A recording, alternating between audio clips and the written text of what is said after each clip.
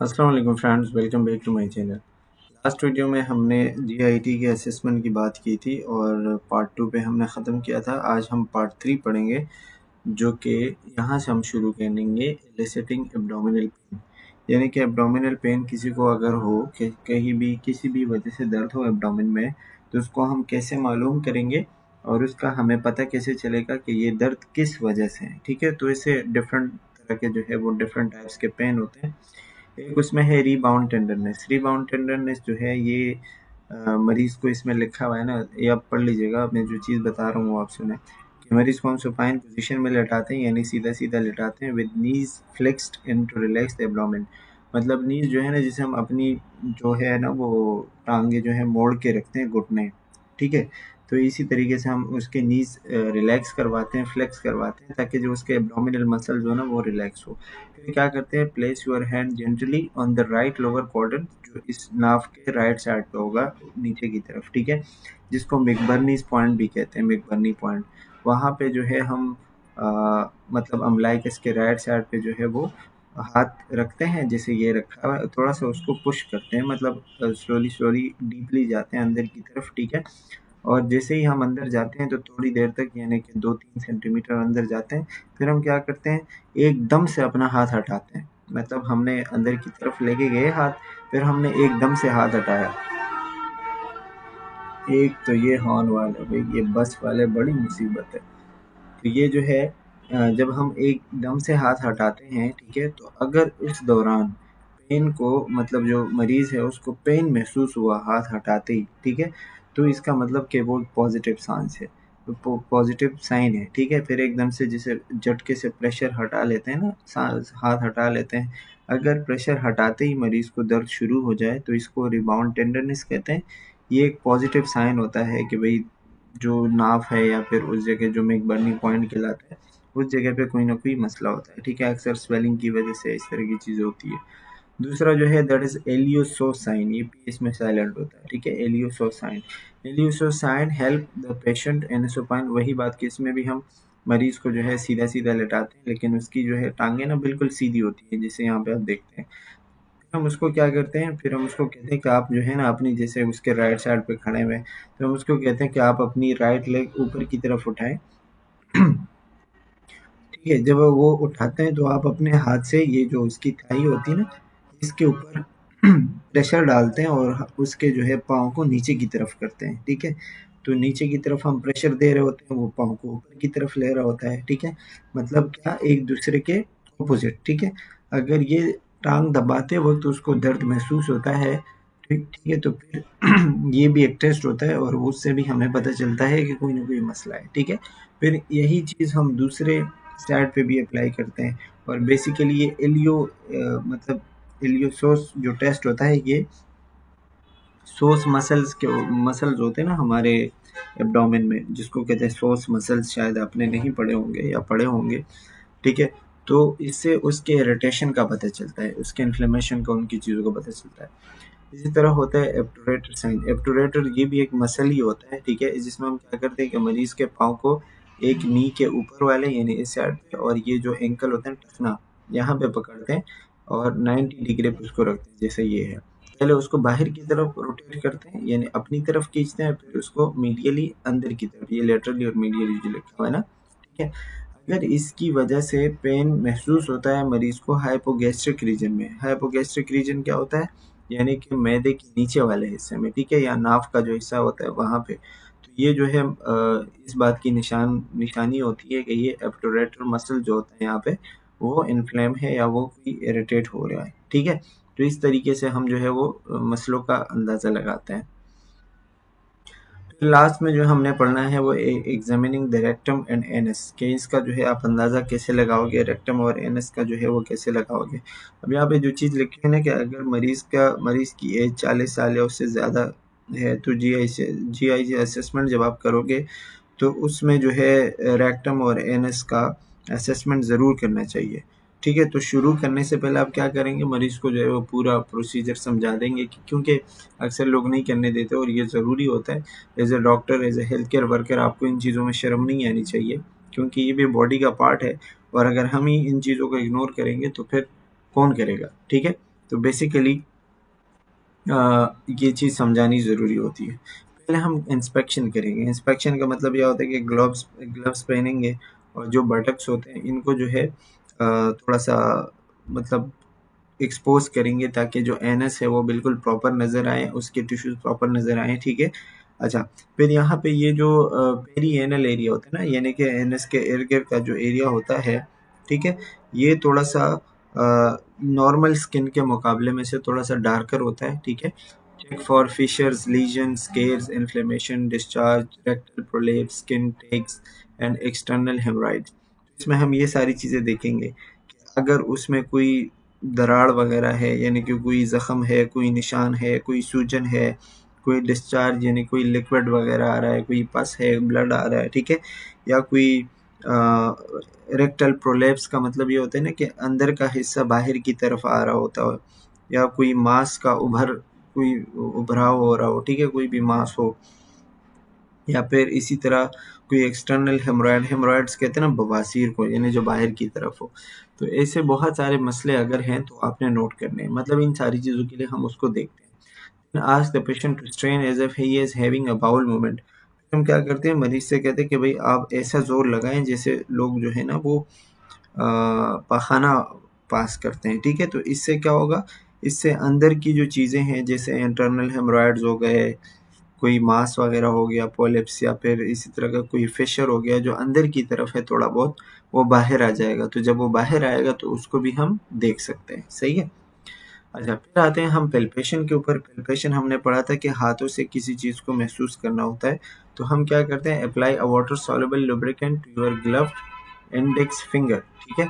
हम जो है एक जिस हाथ पे हमने ग्लव्स लगाया है उस इंडेक्स फिंगर जिससे हम इशारा करते हैं ना, जो थंब के साथ ही फिंगर होती है, इसको हम कोई भी लुब्रिकेंट, कोई भी ऐसी चीज़ लगाते हैं, वाटर वगैरह, ठीक है। और फिर पेशेंट को रिलैक्स होने को कहते हैं and warn him that he will feel some pressure. Patient को कहते हैं कि भाई आप रिलैक्स करें और उसको ये बताते हैं कि कुछ ना कुछ प्रेशर आपको महसूस होगा, ठीक है। और मरीज़ को जो है वो फिर बताते हैं कि आप बेयर डाउन करें, यानी कि क्या कह सकते हैं, बाहर की तरफ आप ज़रा प्रेशर लगाएं, ठीक है। जिसकी वजह से क्या होगा, स्फिंक्टर जो है ना, जो स्फिंक्टर होगा यानी एनएस का जो एरिया होगा वो खुलेगा। तो फिर आपने अपनी फिंगर जिस पे आपने लुब्रिकेंट डाला है वो अपने मतलब एनएस में डालना है, ठीक है। और अम्बलाइकस जो नाफ होता है उसकी तरफ जाना है, ठीक है। जब आप उसकी तरफ जाओगे तो इसलिए करते हैं ताकि वो एनएस को हम प्रॉपरली पेल्पेट कर सके। तो रेक्टल वॉल्स को हम पेल्पेट करते हैं, अपनी उंगली को क्लॉकवाइज रोटेट करते हैं, जस्ट इमेजिन के क्या हो रहा है, ठीक है। एंड देन काउंटर क्लॉकवाइज, मतलब एक घड़ी, जिस तरह घड़ी की सुई घूमती है ना ऐसे, और फिर उसका उल्टा, ठीक है। The rectal walls should feel soft and smooth. तो ये वॉल जो है बिल्कुल स्मूथ होने चाहिए, सॉफ्ट होने चाहिए, ठीक है। उसमें कोई मास, कोई आपको रुकावट नज़र नहीं आनी चाहिए। और इस तरह की चीज़ हम देखते हैं। इसी तरह कोई दर्द वगैरह वहाँ पे इस तरह कोई बहुत ख़ास दर्द नहीं होने, बहुत ज़्यादा, थोड़ा बहुत तो दर्द होगा लेकिन बहुत ज़्यादा नहीं। फिर हम क्या करेंगे, remove your finger from the rectum and inspect the gloves for stool, blood और म्यूकस। फिर हम उसमें से जब उंगली मतलब हटाते हैं निकालने के बाद अपने ग्लव को गौर से देखें, उस पर जो स्टूल होगा, खून होगा या म्यूकस होगा, ठीक है, कि उस पर चिपका हुआ है या नहीं। अगर ग्लव पर इस तरह की कोई चीज़ हो तो फिर आप उसका टेस्ट करेंगे, देखेंगे कि वो मसला किस वजह से है, ठीक है। तो इसी तरीके से जो है हम क्या करते हैं, रेक्टम असेसमेंट करते हैं। आपको तरीका बताया हुआ है, आई होप सो कि समझ आ गया होगा। अब इसके बाद आपको एबनॉर्मल बताया गया है, एबनॉर्मल फाइंडिंग्स कि किसी भी जीआई ट्रैक्ट में या पूरे जो हमारा डाइजेस्टिव सिस्टम है इसमें क्या क्या मसले हो सकते हैं। पहला जो है एब्डोमिनल डिस्टेंशन होता है। एब्डोमिनल डिस्टेंशन यानी मरीज के दर्द की लोकेशन का पता लगाना, के बाद में मतलब डिफरेंट चीज़ें आपको जो है ना वो पता चलती है। तो इसी तरीके से हम मरीज़ का एब्डोमिनल डिस्टेंशन करते हैं, यानी देखते हैं कि मरीज़ का पेट कैसे फूला हुआ है, ठीक है। उसमें गैस हो सकता है, कोई ट्यूमर हो सकता है, या जो है फीसेस बहुत ज़्यादा हो सकते हैं कॉन्स्टिपेशन की वजह से, ठीक है। या कोई हर्निया हो सकता है, जैसे यहाँ पे आपको ये जो इंसिजनल हर्निया बताया हुआ है, ठीक है। तो अगर किसी गैस जमा हुआ है तो ऐसे नज़र आएगा। हर्निया हो तो एक जगह पे आपको कोई मास नज़र आएगा, ठीक है। और इस तरह की चीज़ें आप मतलब हो सकती है। एब्डोमिनल पेन किस वजह से हो सकता है, जैसे कि अगर किसी को एब्डोमिनल पेन है तो उसको अल्सर कोई ज़ख्म हो सकता है, इंटेस्टाइनल ऑब्स्ट्रक्शन हो सकता है, अपेंडिसाइटिस का मसला हो सकता है, कोलिसिस्टाइटिस यानी कि ब्लैडर का मसला हो सकता है, ठीक है, इन्फ्लेमेशन ऑफ ब्लैडर, या पेरोटिनाइटिस है, पेरोटोनियम जो लेयर होती है उसका मसला हो सकता है, या कोई दूसरा इन्फ्लेमेशन हो सकता है, ठीक है, जैसे ड्यूडिनल अल्सर है तो वो आपको एब्डोमिनल पेन में मतलब एब्डोमिन में फील होगा। ऐसे बहुत सारी चीज़ें जो है आपको इससे पता चलती है। इसी तरह एब्डोमिनल पेन जो है वो कई कई तरीके से, जैसे बर्निंग, आपको एक जलन महसूस होती है ना, तो इसका मतलब क्या होगा कि वो पेप्टिक अल्सर है या गैस्ट्रोएसोफेगल रिफ्लेक्स डिसऑर्डर है, जिसको हम गर्ड कहते हैं, यानी कि जो मैदे की जो मवाद है ना वो बाहर की तरफ जब वापस मुंह में आते हैं तो इसको कहते हैं गर्ड। तो उसकी वजह से बर्निंग यानी कि एक जलन महसूस होती है, ठीक है। क्रैम्पिंग यानी कि पेट के बिल्कुल बीच में इस एरिया पे जो दर्द महसूस होता है, तो वो बाइलरी कॉलिक यानी कि वो जो डिफरेंट जो क्या कहते हैं बाइल की वजह से अक्सर मसले होते हैं। इरिटेबल बाउल सिंड्रोम एक बहुत बड़ा मसला है, आपने एचएन में पढ़ा होगा, ठीक है। ज़्यादातर अक्सर एक कॉन्स्टिपेशन की वजह से होता है, डायरिया, कॉन्स्टिपेशन या फ्लैचुलेंस यानी गैसेस का जमा होना, ठीक है। तो ऐसे बड़े सारे मसले जो है आपको क्रैम्पिंग करवा सकते हैं। सीवियर क्रैम्पिंग यानी बहुत ज़्यादा दर्द जो है वो अपेंडिसाइटिस की वजह से हो सकता है, या क्रॉन डिजीज़ या डायवर्टिकुलाइटिस।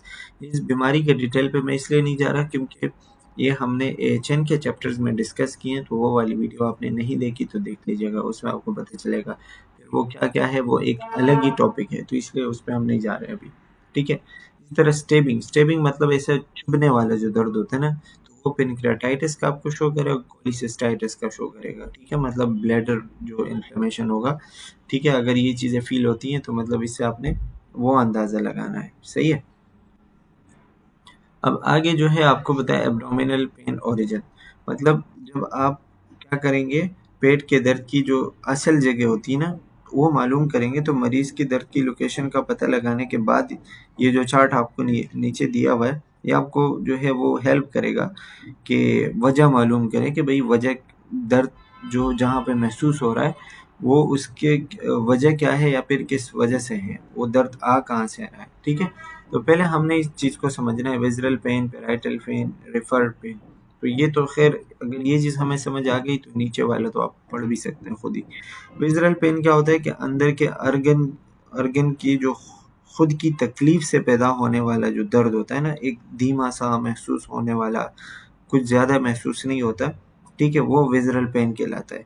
इसकी लोकेशन आमतौर पर बीच में ही होती है, मतलब जो एब्डोमेन के बिल्कुल बीच का एरिया होता है ना वहाँ पे। तो अंदर के मतलब ऑर्गन के बिल्कुल अंदर से जो खुद का जो उससे एक दर्द पैदा हो रहा है ना, तो वो जो है आपको जो महसूस होता है, जो तकलीफ होती है, वो विज़रल पेन कहलाता है। जिससे स्टमक हमारा बिल्कुल मिड एपिगैस्ट्रियम, जो विज़रल पेन होगा ना मिड एपिगैस्ट्रियम में, यानी कि बिल्कुल पेट के बीच में, तो मतलब क्या हुआ कि ये स्टमक का दर्द हो सकता है, ठीक है। दूसरा जो है वो पेराइटल पेन बताया गया है। पेराइटल पेन क्या है, मिड एपिगैस्ट्रियम, चलो ये तो खैर। पेराइटल पेन ये होता है ना कि पेट के अंदर जो पेरिटोनियम है ना, पेरिटोनियम की जो लेयर होती है वो जब इरिटेट होती है या फिर उसमें कोई इन्फ्लेमेशन होता है, तो उससे पैदा होने वाला एक तेज़ दर्द होता है, मतलब बहुत ही एक स्टेबिंग सा पेन होता है, ठीक है। इसकी लोकेशन उसी जगह होती है जहाँ मसला होता है, तो ये पेराइटल पेन जो है वो कहलाता है। इसी तरह रेफर्ड पेन क्या होता है कि दर्द के जिस जगह पे हो, यानी जिस जगह पे मसला है, दर्द उससे कहीं दूर महसूस होता है किसी और जगह पे, जिस ऑर्गन से मतलब वो सिग्नल आता है या उसके नर्व्स उस बॉडी के हिस्से से जा रहे होते हैं, तो वहाँ पे दर्द महसूस होता है। फॉर एग्जांपल अगर आपको आपके मैदे में मसला है लेकिन मैदे में आपको दर्द महसूस नहीं हो रहा, आपको जो है शोल्डर में दर्द हो रहा है ना, तो इसका मतलब क्या हुआ कि ये रिफर्ड पेन है, ठीक है। तो ये जो है आपने देखना है। स्मॉल इंटेस्टाइन का विज़रल पेन क्या होगा, पेरी अम्बलाइकल एरिया, यानी कि अम्बलाइकस नाव के इर्द गिर्द का हिस्सा, ठीक है। और इसी तरह उसका जो है पेराइटल पेन क्या होगा कि ओवर द अफेक्टेड साइड, जहाँ पे मसला होगा उसी जगह पे। और इसका रिफर्ड पेन यानी दूसरी जगह पे ये दर्द कहाँ महसूस होता है, मिड बैक यानी पीछे की तरफ, ठीक है, और बिल्कुल बीच में। अपेंडिक्स का भी यही पेरी अम्बलाइकल एरिया में महसूस होता है, उसका पेराइटल पेन कहाँ होता है, राइट लोअर क्वाड्रेंट में, क्योंकि ये वहाँ होता है और इसका रिफर्ड पेन भी वही होता है। ठीक है, तो ये आप देख लीजिएगा कि किस ऑर्गन का कौन सा विज़ुअल पेन होगा, कौन सा पेराइटल पेन होगा, कौन सा रिफर्ड। तो जहाँ जहाँ पे आपको वो महसूस होगा तो आपको जो है वो पता कैसे चलेगा कि किस दर्द का क्या है। खैर ये आपसे पेपर में नहीं पूछे जाते, इतना डीप नहीं जाएंगे, लेकिन बेसिकली आपको ये चीज़ पता हो विज़ुअल पेन क्या है, जो अंदर जो ऑर्गन के अंदर से आता हो। ठीक है, इसी तरह पेराइटल यानी कि वो पेरिटोनियम लेयर और जिस जगह पे वो ऑर्गन होगा उसी जगह पे जो है वो महसूस होगा। रिफर्ड पेन वो होता है जो मसला एक जगह पे हो लेकिन दर्द कहीं और महसूस हो रहा हो।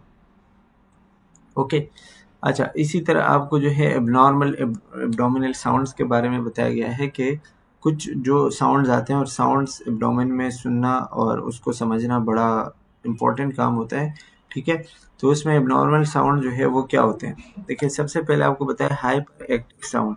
हाइपर एक्टिव साउंड यानी बहुत तेज़ आवाज़ें जो कि भूख के अलावा होती हैं, यानी आपने खाना खाया है, आपको भूख नहीं है, लेकिन फिर भी जो है वो बहुत ज़्यादा हाइपर एक्टिव साउंड आ रही है, कहीं भी आ रही हो ना, तो इसके पीछे रीज़न क्या होती है, डायरिया या लेक्सेटिव्स जो कॉन्स्टिपेशन वगैरह के लिए लोग यूज़ करते हैं ना, जिसको जुलाब कहते हैं, या फिर जो इंटेस्टाइन के कोई मसले होते हैं तो उसके लिए जो है वो उसकी उसकी वजह से ये दर्द आता है।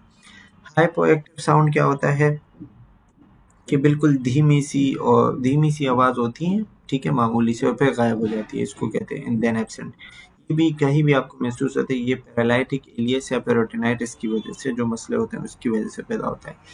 हाई पिच क्या होता है, high pitch sound, high pitch tinkling sound, यानी कि बिल्कुल बारीक, जिसे छन छन की आवाज़ होती है ना, इस तरह की आवाज़ आती है, और ये specially intestinal fluid and air under tension in a dilated bowel.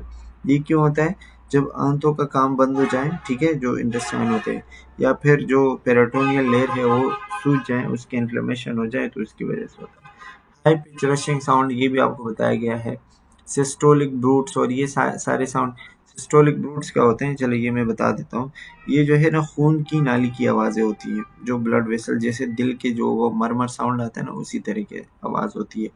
ये आपको जगह जगह मिलेगा, जैसे फॉर एग्जांपल आपको एओर्टा के ऊपर मिलेगा, आपको रेनल आर्टरी के ऊपर मिलेगा, आपको इलियक आर्टरी के ऊपर मिलेगा। ठीक है, तो इसी तरह जगह जगह से आपको ये मिलता है, और ये उसी सिचुएशन में मिलता है जब उसमें कोई मसला हो, नॉर्मली ये नहीं होता। ठीक है, इसी तरह वेनस हम जो बताया गया है कि वेनस हम क्या है, continuous medium pitch tone created by blood flow in a large engorged vascular organ such as the liver. मतलब ये लंबी आवाज़ होती है, मध्यम होती हैं, और स्पेशली उन जगहों पे फील होती हैं जहाँ जो बड़े ऑर्गन होते हैं, खून से भरे, उसमें ब्लड वेसल जा रहे होते हैं, जैसे लिवर हो गया। ठीक है, मतलब बड़ा ऑर्गन हो जिसको ब्लड सप्लाई ज़्यादा हो, और जिसमें जो है ना वो कंटिन्यूसली चीज़ें चलती रहती हो, तो ये जो है आपको वेनस हम कहलाता है, उस जगह पे आपको मिलेगा। ठीक है, अब ये जो है एपिगैस्ट्रिक एंड अम्बिलिकल रीजन में आपको मिलेगा, और ये कब होता है, जब ब्लड सर्कुलेशन किसी जगह को बहुत ज़्यादा हो जाए और वहाँ पे डिफरेंट मसले हो, जैसे कभी सिरोसिस होता है ना, सिरोसिस, लिवर सिरोसिस एक मसला होता है, तो इसकी वजह से होता है। ठीक है, वहाँ पे आपको ये महसूस होगा। इस तरह फ्रिक्शन रब क्या होता है, सख्त जैसे घिसने वाली आवाज़ होती है ना, जैसे मतलब दो चीज़ें आपस में टकरा रही हो, फ्रिक्शन हो रही हो, इसी तरह की आवाज़ होती है। ये लिवर और स्प्लीन के ऊपर आप मिलेगा, कब मिलेगा, जब उसमें कोई ट्यूमर हो, वो बड़े हो जाए साइज़ में, तो ज़ाहिर है वो वजूद के साथ, बॉडी के साथ वो घिसते रहते हैं। ठीक है, तो इसी तरीके से आपने उनका अंदाज़ा लगाना है। अब इसके अलावा जो है मोस्ट इम्पॉर्टेंट चीज़ जो इसमें बताई गई है वो स्किन कलर चेंजेस है, कि पेट के जो जितनी भी रेडनेस है या जितनी भी चीज़ें होती हैं, ठीक है, तो उससे आप अंदाज़ा लगाते हो कि भाई किस वजह से है। जैसे एरिया एब्डोमिनल रेडनेस में इंडिकेट इन्फ्लेमेशन, अगर एब्डोमिनल पेट जो है वो रेड हो रहा है, ठीक है, तो मतलब क्या है कि इन्फ्लेमेशन है, कोई इस तरह के दूसरे मसले हैं जो यहाँ पे बताया मैं। ठीक है, वेना के वो ऑब्स्ट्रक्शन है, तो यहाँ पे डिफरेंट आपको कलर्स का बताया गया है। पहला जो है वो जॉन्डिस है। जॉन्डिस क्या है, पीलिया जिसको कहते हैं ना, कि जो स्किन होती है और आंखें होती हैं, ठीक है, वो बिल्कुल पीली यानी कि येलो हो जाती है। इसके पीछे जो रीज़न है वो जिगर या लिवर का मसला होता है, अक्सर जो है वो हेपेटाइटिस होता है, या फिर इसी तरह जो बाइलरी डक्ट डिजीज़ होती है ना, जो बाइल जूस लेके जाती है। इसी तरह स्पाइडर एंजियोमा है। स्पाइडर एंजियोमा क्या होता है कि स्किन पर जो है ना छोटे छोटे मक्खी जो स्पाइडर होते हैं ना उसके शक्ल के रेड रेड धब्बे आ जाते हैं, ठीक है। और जो अंदर से खून की जो छोटी छोटी नालियाँ होती हैं जिनको हम कैपिलरीज कहते हैं, अक्सर उसके डायलेट होने या फूलने की वजह से बनते हैं। मतलब स्किन के अंदर से ऐसे रेड रेड कलर के दाग धब्बे बनते हैं जिसको कहते हैं स्पाइडर एंजियोमा, सही है। इसी तरह कॉलन साइन है। Cullen sign a bluish periumbilical discoloration signal intra abdominal haemorrhage. ये नाफ जो होता है ना अम्बिलिकस, उसके इर्द गिर्द का नीला या फिर आप कह सकते हो एक रेड कलर का धुंधला सा रंग होता है जिसको हम ब्लूइश कलरेशन कहते हैं। और ये क्यों होता है कि पेट के अंदर खून जमा हो रहा होता है या गैस्ट्रिक परफोरेशन होती है, यानी मैदे में जो है ना छोटे छोटे से छेद बनते हैं, छोटे छोटे से पोर बनते हैं, या ट्रॉमा के बाद जब कोई ट्रॉमा हो जाए, एक्सीडेंट हो जाए, उसकी वजह से अगर खून अंदर की तरफ बह रहा हो तो वो जो है खून वहाँ पे जमा होता है और उसके बाद ये नाफ के इर्द गिर्द इस तरह के कलर बनते हैं, ठीक है। तो इसको क्या कहते हैं, कॉलन साइन। अच्छा, ये धब्बा अक्सर जो है ना धीरे धीरे बनता है, जो मतलब ज़्यादा वो नहीं होता। जब खून जो पीठ है ना मतलब पीछे की तरफ, तो वो उस हिस्से से नाफ तक पहुंचता है तो फिर इसी तरह के जो है ना वो कलर्स आते हैं, ठीक है। तो ये वही लिखा हुआ है, देख लीजिएगा। इसी तरह ग्रे टर्नर साइन जो होता है ना, ग्रे टर्नर जो मतलब हमारे साइड पे जो ये वाला जो एरिया होता है ना जिसको उर्दू में पता नहीं क्या कहते हैं, पश्तो में हम उसको तशे कहते हैं, ठीक है। तो ये जो ग्रे टर्नर साइन है, पहलू फ्लैंक एरिया जिसको कहते हैं, ये मतलब यहाँ पे अगर कोई नीला सा इस तरह का कलर नजर आए ब्लूइश, ठीक है, तो वो जो है फ्लैंक एरिया में ना, तो वो भी फिर हमें चीज़ें बताता है। जैसे अगर ये लेफ्ट साइड पे हो तो मतलब पेनक्रेटाइटिस के साथ होने वाले इस तरह हेमरेज होता है या फिर अंदर से कोई ना कोई मसले होते हैं। और लगभग ये 6 से 24 घंटे के बाद नज़र आता है अगर अंदर कोई हेमरेज हो रहा हो, ठीक है। ओके, ये लोकेशन आपने याद रखनी है। इसी तरह ब्लडी स्टूल, ब्लडी स्टूल का मतलब क्या होता है, ये स्पेशली जो जीआई के बहुत कॉमन मसले हैं, यानी जो लोगों में ज़्यादा होते हैं, ठीक है।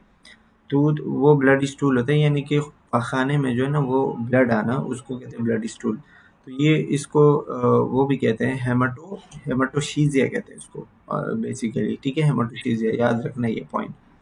यूजुअली इंडिकेट जीआई ब्लीडिंग, अगर अंदर कोई ब्लीडिंग हो रहा है तो उसको कहते हैं। और ये बेसिकली कैंसर का बताते हैं, कोलाइटिस का बताते हैं, क्रॉन डिजीज़ का बताते हैं, हेमोरॉइड्स का बताते हैं, या एनएस में कोई मसला है उसका बताते हैं।